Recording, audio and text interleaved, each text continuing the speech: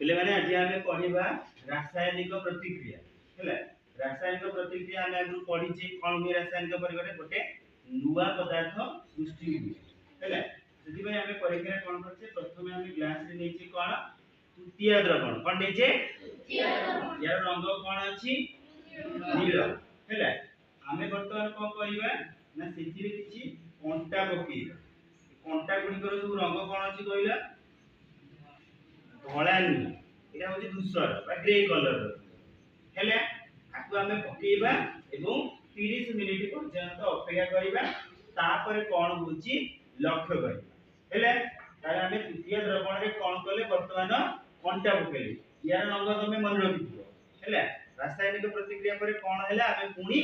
देखिबा।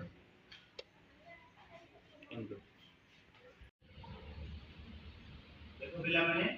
हमर जो रंग प्रथमे हमें नेइथिले कोन नेइथिले नील रंग वर्तमान कोन नेइछि तो एहा एक भौतिक परिवर्तन ना रासायनिक परिवर्तन रासायनिक हेले एइ कोन हेले ना हमर लुहा द्वितीय सहित प्रतिक्रिया करी दुईटा उत्पाद देला गोटे होची आयरन सल्फेट जहार रंग होची सबुज आउ गोटे कोन होची कपर सेटा को हमें देखिबा कि कपरटा सतरे एथिरे अछि कि नाही तो उपुरु हमें कोन करिबा ताको देखिबा ठीक बाहर करिबा से लोहा कपटा जो हमें नेइछि ले अब देखो पिला माने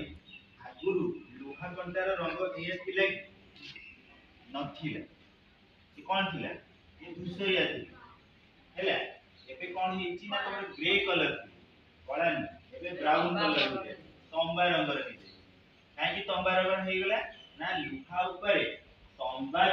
एक आवरण सृष्टि जोटा हमें की प्रतिक्रिया रे देखि बुझि पाले समझते।